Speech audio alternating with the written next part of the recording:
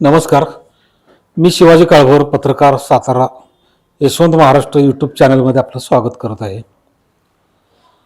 आजचा विषय आहे केंद्रातील सत्तेचा.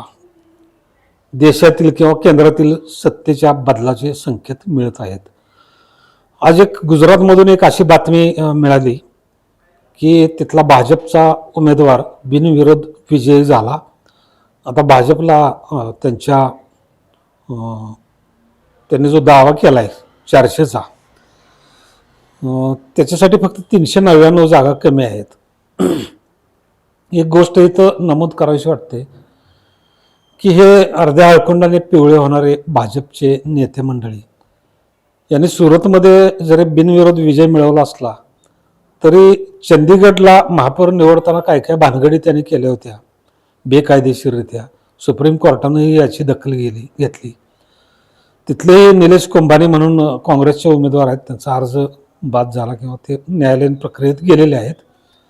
काही दिवसानंतर ते कळलंच आपल्याला.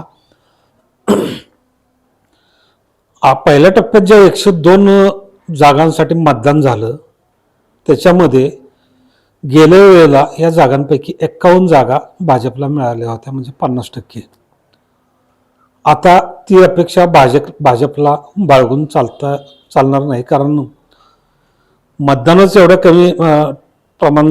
कमी प्रमाणात झालंय की भाजपच्या सगळ्यांनाच भीती वाटू लागली. कारण याच्या आधीच्या निवडणुकांचा अभ्यास जर केला त्यांनी किंवा निवडणूक तज्ज्ञांनी, तर असं दिसून आलंय की ज्या वेळेला मतदानाचा टक्का घसरतो त्यावेळेला तिथं भाजपची हार निश्चितपणानं होते. यावेळेला तसंच होण्याची शक्यता आहे. परंतु यावेळेचा आजचा मुख्य विषय आहे तो केंद्रातील सत्ता बदलाचे संकेत का मिळत आहेत. नरेंद्र मोदी एवढे प्रचंड लोकप्रिय आहेत, जगात लोकप्रिय आहेत. त्यांचा पक्ष जगातील सर्वात मोठा पक्ष म्हणून नावाजला जातो, तेच नावाजतात.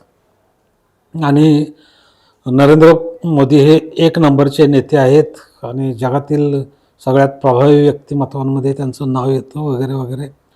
बाहेर काही छापून आणता येतं बाहेरच्या वर्तमानपत्रात.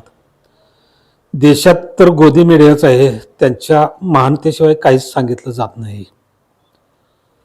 त्यामुळं जे काही सर्वे येतील, अर्थात ते पंतप्रधान आहेत, सध्या 10 वर्ष पंतप्रधान राहिलेले आहेत, त्यामुळं 1 नंबरला त्यांचं नाव सर्वेमध्ये वगैरे येणं साहजिक आहे. परंतु ते इतकं चढवून वाढवून सांगितलं जातं की या नावाशिवाय पर्यायच नाही. आता मोदी नसतील तर भारताला पर्यायच नाही.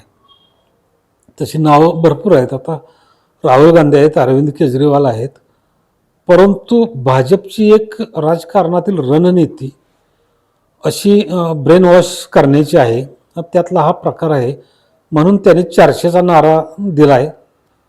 प्रत्यक्षात आता ते 250 200च्या आत, काही जणांनी तर त्यांना 200च्या आतच जागा दिलेल्या आहेत.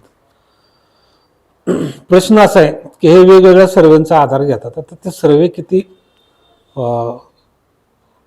त्या सर्वेंना आधार कशाचा, हे जे सर्वे करतात, शेवटर असू द्यात, ABP माझा, TV9 वगैरे, हे सगळं गोदी मीडिया आहेत, तरी ते कमी आकडे दाखवतात. परंतु त्या सर्वेला विश्वासार्हता किती आहे हा प्रश्न आहे. जसं आपण यूट्यूबवर व्हिडिओ पाहतो किंवा फेसबुकवर लाईक्स व्ह्यूज पाहतो, तिथं काउंट होतं, तसं या सर्वेमध्ये काय गोलमाल केला आहे, काय फसवलं आहे, आपल्याला काय कळत नाही. ते आता 2-3 दिवसापूर्वी यूट्यूबचा एक डाटा प्रसिद्ध झाला.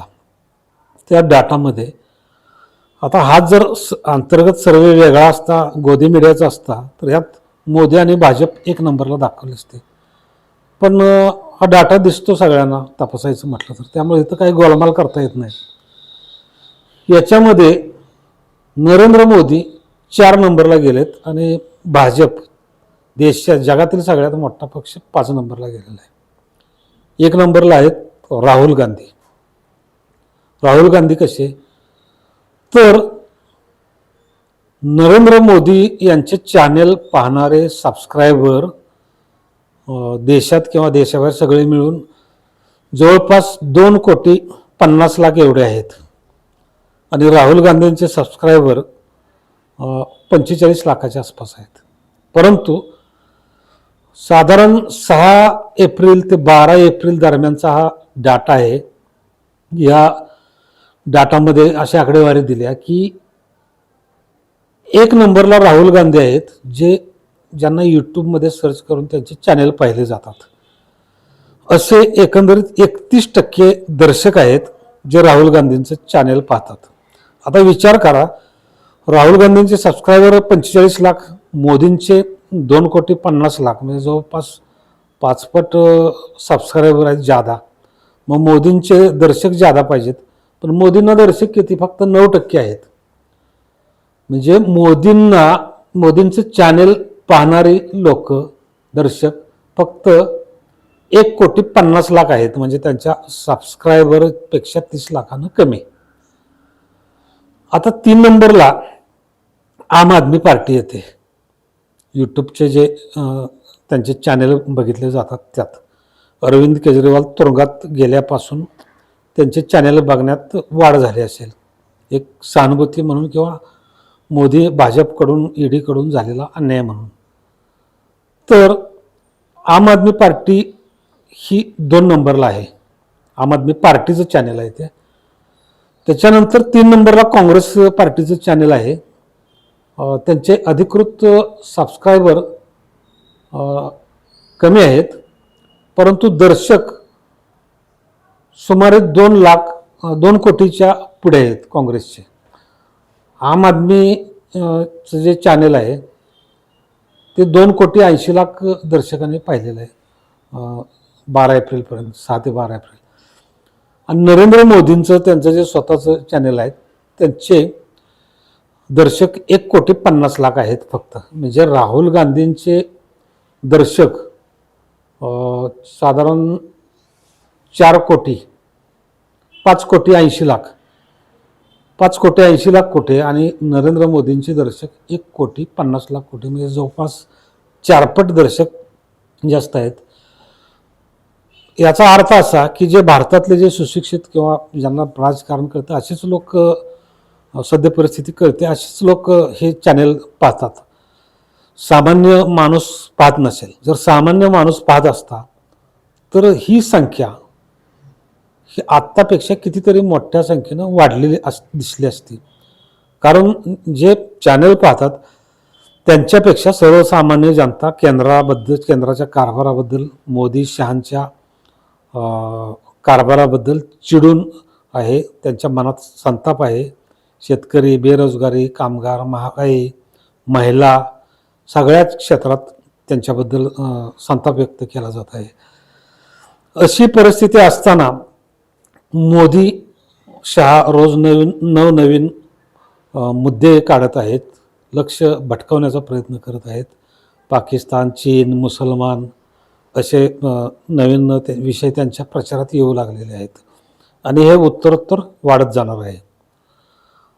आता हीच परिस्थिती, ह्याच्यापेक्षा दुप्पट वाईट परिस्थिती ही जो वर्ग सोशल मीडिया वापरत नाही त्यांच्यामध्ये आहे, परंतु तिचा डाटा आपल्याकडे नाही किंवा आपल्याला ते पाहता येत नाही विश्वासाने, त्यामुळं त्याच्यावर तो डाटा आपण सांगू शकत नाही. परंतु हाच जर ट्रेंड येत्या शेवटच्या टप्प्यापर्यंत निवडणुकीचा राहिला तर 4 जून रोजी निकालाच्या वेळेला जे आज पहिली जागा गुजरातमधील मिळाली म्हणून ढोल बडवत आहेत त्यांच्यावर कोरोनामध्ये जशा थाळ्या वाजवल्या तशी थाळ्या वाजवायची वेळ येण्याची जास्त शक्यता आहे. जर व्हिडिओ आवडला असल्यास लाईक, शेअर आणि सबस्क्राईब करा. धन्यवाद.